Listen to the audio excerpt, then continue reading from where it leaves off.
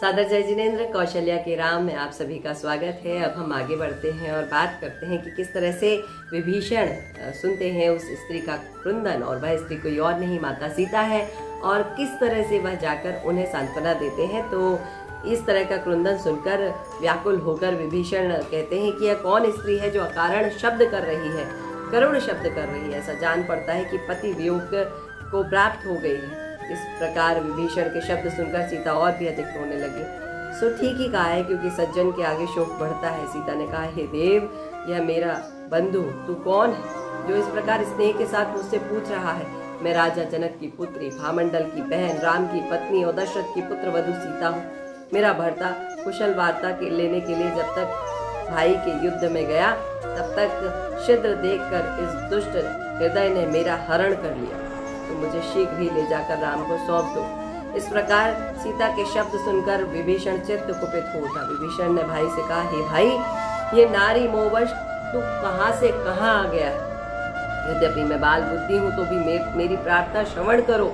यह परिस्त्री की अभिलाषा अनुचित है, घृणित है, तीनों लोकों में नष्ट करने वाली है। यह सुनकर रावण ने कहा, हे भाई, पृथ्वी स्थल पर कौन सा पदार्थ है जिसका मैं स्वामी नहीं हूँ, अतः मेरे लिए परकीय वस्तु कैसे हुई। तब महानीतिज्ञ मारीची ने कहा, जब विभीषण ने उन्हें समझाया कि आप दोनों लोकों में आप एक गलत काम कर रहे हैं, दोनों लोकों में आपका मान का खंडन हो जाएगा, तब भी रावण को ऐसा लगा कि मैं तो हर लोक का स्वामी हूँ, तो हर लोक की, प्रत्येक लोक की हर वस्तु मेरी अपनी है, तो ये परिस्त्री कैसे हो गई। इस पर मारीची को भी उन्हें समझाना पड़ा, और मारीची ने समझाया, हे दशानन, लोक का सब वृत्तांत जानते हुए आपने ऐसा काम क्यों किया। यह सुनकर शोभ से प्राप्त हुआ रावण खड़ा हो गया और अपनी संपदा सीता को दिखाने लगा। यद्यपि रावण इस प्रकार की अत्यंत सुंदर संपदाओं से घिरा हुआ था, तब भी सीता उसे तृण से तुच्छ समझती थी। सीता प्रमद वन में ले जाई गई।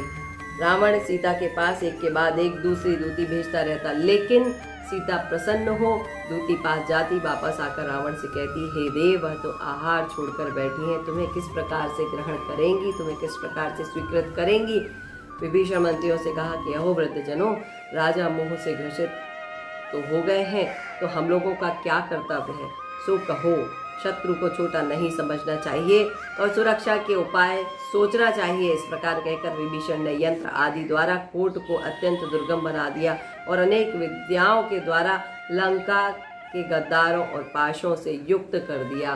क्योंकि विभीषण समझते थे कि जो पतिव्रता स्त्री है, उसके पति अवश्य उसे लेने के लिए यहाँ आएंगे और कोई शत्रु छोटा या बड़ा नहीं होता।